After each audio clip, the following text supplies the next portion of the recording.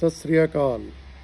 मैं हरमीत सिंह एक बार फिर हाजिर हूँ दृष्टि चैनल के लिए Guru Gobind Singh life history part 3B लेकर। 21 दिसंबर 1704 में की शाम को गुरु साहब अपने 2 साहबजादों और 40 सिखों के साथ चमकौर साहब पहुँचे। वहाँ के निवासी दूनी चंद की एक छोटी सी हवेली, इनकम्प्लीट कच्ची सी हवेली थी या कहें गढ़ी थी, जो एक ऊंचे टीले पर बनाई गई थी और जिसके चारों तरफ खाली मैदान था और वहाँ उस हवेली में कोई रहता भी नहीं था।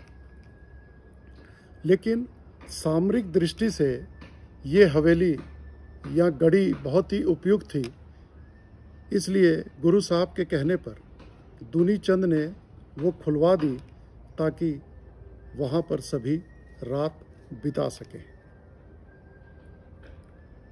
हवेली के अंदर कोई इंतज़ाम नहीं था, कड़ाके की ठंड पड़ रही थी, सभी के कपड़े भी बिल्कुल गीले थे, लेकिन थकान इतनी थी कि सभी सिखों ने घोड़े की जीनों से कपड़े उतार कर उन्हें ज़मीनों पर बिछा दिया और उन पर लेट गए और थोड़ी ही देर में निंद्रा की आगोश में चले गए। किसी तरह रात गुजर गई और 22 दिसंबर का वो अजीमुशान दिन निकल आया, जिस दिन एक ऐसा इतिहास रचा गया जो लगता तो अकल्पनीय और अविश्वसनीय है, लेकिन सचमुच अद्भुत और अद्वितीय था। गुरु साहब अक्सर कहा करते थे,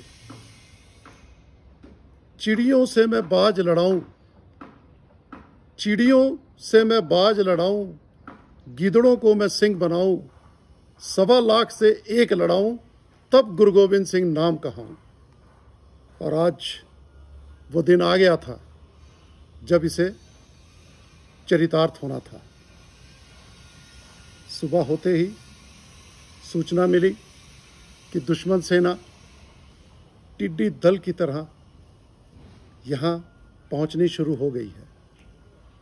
और जैसे जैसे दिन का थोड़ा सा चढ़ाव हुआ तो दुश्मन सेना और बढ़ती चली गई और करीब 10 लाख सैनिकों ने वजीर खान की अगुवाई में चमकौर की गढ़ी को चारों तरफ से घेर लिया। उधर गुरु साहब ने भी अपनी रणनीति बनाई और सिखों को छोटी छोटी टुकड़ियों में बांटा और उन्हें गढ़ी के दरवाजे पर, दीवारों पर या छत के ऊपर चारों तरफ तैनात कर दिया। अब दुनिया के इतिहास में सबसे अनबैलेंस्ड वार शुरू होने वाली थी। एक तरफ सिर्फ 40 सिख थे और वो भी थके हुए, बेहाल और घायल, क्योंकि 8 महीनों से लगातार युद्ध में थे और उनके पास अब हथियार भी बहुत ही कम बचे हुए थे। और दूसरी तरफ 10 लाख की वेल इक्विप्ड सेना। लेकिन एक फर्क था, एक तरफ तो वो सैनिक थे जो सिर्फ तनख्वाह के लिए लड़ रहे थे और दूसरी तरफ वो सिख थे जो अपना शीश तली पर लेकर आए थे और जिनके पास युद्ध कौशल के साथ साथ अकाल पुरख की भक्ति की शक्ति भी थी और वो सही मायनों में संत सिपाही थे। इसलिए उन्हें हराना और झुकाना नामुमकिन था।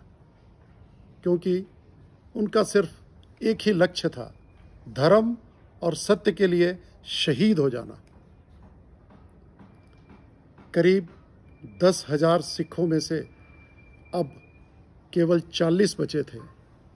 बाकी सभी लड़ते लड़ते शहीद हो चुके थे, लेकिन किसी ने भी दीन-ए इस्लाम या मुगलों की गुलामी को कबूल नहीं किया था। सर कटवा दिए थे, लेकिन सर झुकाए नहीं थे। दुश्मन सेना की तरफ से सबसे पहले दिलशेर खान अपनी सेना को लेकर आगे बढ़ा और गढ़ी पर आक्रमण किया। तो गढ़ी के अंदर से सिखों ने तीरों की बारिश कर दी और उसके कई सैनिक हताहत हो गए। उधर गुरु साहब ने दिलशेर खान का निशाना लगाया और जब उसे गुरु साहब का तीर लगा तो वह भी घोड़े से ज़मीन पर गिर पड़ा और उसके गिरते ही उसकी जो बाकी सेना थी वो पीछे की ओर भाग खड़ी हुई। इसके बाद नाहर खान और ख्वाजा मकबूल अपनी अपनी सेना को लेकर गढ़ी पर कब्जा करने के लिए आए। नाहर खान ने सीढ़ी लगाकर कोशिश की कि वो गढ़ी के अंदर दाखिल हो जाए, लेकिन गुरु साहब ने तीर चलाया और उसे वहीं ढेर कर दिया। और जब गुरु साहब ख्वाजा मकबूल का निशाना ले रहे थे तो वो डर कर दीवार के पीछे छुप गया और एक मरदूद की तरह वहाँ से भाग खड़ा हुआ। गुरु साहब और सिखों के तीरों की बारिश दुश्मन सेना को आगे बढ़ने नहीं दे रही थी, लेकिन धीरे धीरे तीर भी खत्म होते जा रहे थे। इसलिए रणनीति को बदलना पड़ा और अब ये फैसला किया गया कि 5-5 सिखों का जत्था गढ़ी से बाहर निकले और दुश्मन सेना से लोहा ले और उन्हें डायरेक्ट आक्रमण से रोक कर रखे। तो सबसे पहले भाई हिम्मत सिंह जी अपने 4 सिखों के साथ गढ़ी से बाहर घोड़ों पर सवार निकले दुश्मन सेना से लोहा लेने के लिए, और वो 5 बहुत ही बहादुरी से लड़े और उन 5 ने हजारों हजार सैनिकों का काम तमाम कर दिया। बहुत देर तक लोहे से लोहा टकराता रहा, लेकिन आखिरकार वो 5 लड़ते लड़ते शहीद हो गए। इसके बाद एक दूसरा जत्था बाहर निकला 5 सिखों का, वो भी खूब लड़े। उन्होंने भी हजारों को मौत के घाट उतार दिया, लेकिन लड़ते लड़ते वो भी शहीद हो गए। यह सिलसिला लगातार चलता रहा और जब 4 जत्थे शहीद हो चुके थे तो गुरु साहब के बड़े साहबजादे अजीत सिंह जी पूरी तरह तैयार होकर और घोड़े पे सवार गुरु साहब के पास पहुँचे युद्ध में जाने की आज्ञा लेने के लिए। अजीत सिंह जी की उम्र अभी सिर्फ 18 साल थी, लेकिन 2-3 युद्धों में वो अपना जौहर दिखा चुके थे और उनका विश्वास था, नाम का अजीत हूँ जीता न जाऊंगा, नाम का अजीत हूँ जीता न जाऊंगा, जीता अगर युद्ध में गया तो फिर जीता न आऊंगा। धन्य थे दशमेश पिता। उनके 2 छोटे साहबजादे बिछुड़ चुके थे, उनका कहीं पता नहीं था, और अपने बड़े बेटे को भी युद्ध में भेज रहे थे शहादत के लिए। गुरु साहब ने अपनी ओर से कुछ तीर अजीत सिंह जी को भेंट किए और 4 सिखों के साथ उनको गढ़ी से रवाना किया। जब अजीत सिंह जी गढ़ी से बाहर निकले तो पहले उन्होंने दुश्मन सेना पर तीरों की बारिश कर दी और उनके तीरों ने कईयों को हताहत कर दिया। और जब वो दुश्मन सेना के नज़दीक पहुंचे तो आसमानी बिजली की तरह उन पर टूट पड़े। उनकी बर्छी और उनके नेजों ने दुश्मन सेना के परखच्चे उड़ाने शुरू कर दिए और यहाँ तक कि उनके सामने अनवर खान पड़ा, जिसने कि अपने पूरे शरीर को लोहे के जिरे बख्तर से ढका हुआ था। लेकिन अजीत सिंह जी ने बर्छी इतनी तेज और इतने वेग से मारी कि वो उसके जिरे बख्तर को भेद कर उसके सारे शरीर को पार कर गई। इसके बाद अजीत सिंह जी ने अपनी तलवार भी बेमयान की और उनकी तलवार जिधर भी चलती एक एक वार से दो दो सिरों को धड़ से अलग कर देती। गुरु साहब गढ़ी के ऊपर खड़े अपने पुत्र को युद्ध में अपने जौहर दिखाते हुए देख रहे थे। लेकिन लड़ते लड़ते आखिरकार एक तीर अजीत सिंह जी को उनकी पीठ पर लगा और जब तक वो संभलते तब तक 2-3 तीर और उनकी छाती में आकर लगे और वो घोड़े से गिर पड़े। और उनके नीचे गिरते ही दुश्मन सेना ने उनके शरीर पर कई आक्रमण कर दिए। गुरु साहब ने जब अपने बेटे को शहीद होते हुए देखा तो कहा, शाबाश, क्या खूब लड़े हो और लड़ते भी क्यों ना, गोविंद सिंह के बेटे हो। शाम होती जा रही थी। अजीत सिंह जी के साथ जो 4 सिख और थे वो भी शहीद हो चुके थे और अगले जत्थे की तैयारी हो रही थी। तो फिर गुरु साहब के छोटे बेटे जुझार सिंह जी, जिनकी उम्र सिर्फ अभी 14 साल थी, वो भी गुरु साहब के पास पहुंचे आज्ञा लेने के लिए। गुरु साहब ने आगे बढ़कर अपने बेटे का माथा चूम लिया और कहा, बेटा, तुम तो अभी बहुत छोटे हो और तुमने अभी तक किसी युद्ध में हिस्सा भी नहीं लिया है। तो साहबजादे ने जवाब दिया कि मैंने अपने भाई से हथियार चलाने सीखे हैं और मुझे भी आता है लड़ते लड़ते शहीद हो जाना। और वैसे भी भाई से बिछड़कर मुझे जीना नहीं आता।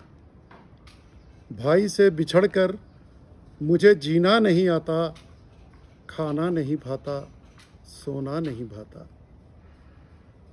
इतने में दया सिंह जी वहाँ पहुँच गए। उन्होंने गुरु साहब से प्रार्थना की कि एक बेटे को तो रख लें, उसे युद्ध में ना भेजें। लेकिन गुरु साहब ने जवाब दिया कि तुम किस बेटे की बात करते हो, यहाँ तो सभी सिख मेरे अपने ही बेटे हैं। और गुरु साहब ने अपने छोटे बेटे जुझार सिंह की दस्तार पर एक छोटी सी कलगी लगाई और अपनी कमरबंद से निकाल कर एक कटार भी उसे भेंट की और उसे कहा, जब तीर कलेजे में लगे तो सी नहीं करना। जब तीर कलेजे में लगे तो सी नहीं करना, मुंह से मेरी जान उफ नहीं उचरना। और उसके बाद छोटे साहबजादे 4 अन्य सिखों के साथ घोड़ों पर निकल पड़े दुश्मन सेना से लोहा लेने के लिए। और इतिहास गवाह है कि छोटे साहबजादे भी बिजली की तेजी से युद्ध दुश्मन सेना से लड़े और कईयों को उन्होंने हताहत किया और कईयों को उन्होंने मार दिया। लेकिन 10 लाख की सेना से आखिरकार वो कब तक लड़ते। अंत में उन्हें भी सीने पर तीर लगे, बर्छियाँ लगी और वो भी जाकर वहाँ पर घोड़े से गिरे जहाँ पर पहले से उनका बड़ा भाई गिरा हुआ था। जब गुरु साहब ने अपने छोटे बेटे को भी शहीद होते देखा तो एक बहुत जोर का जयकारा लगाया और फरमाया, तेरा तुझको सौंपते क्या लागे मेरा, तेरा तुझको सौंपते क्या लागे मेरा। अब रात हो चुकी थी और युद्ध विश्राम हो गया था। सारे दिन के युद्ध में 30 सिख और 2 साहबजादे शहीद हो चुके थे, जबकि दुश्मन सेना के हजारों हजार सैनिक मारे भी जा चुके थे और हजारों हजार सैनिक घायल भी थे।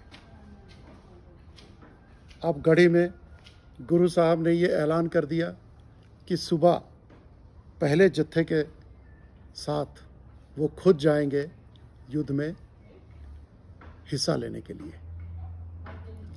जब गढ़ी में बचे हुए 10 सिखों ने यह सुना तो उन्होंने आपस में यह मशवरा किया कि अगर हमें पंथ को बचाना है तो किसी भी कीमत पर गुरु साहब को शहादत से बचाना पड़ेगा।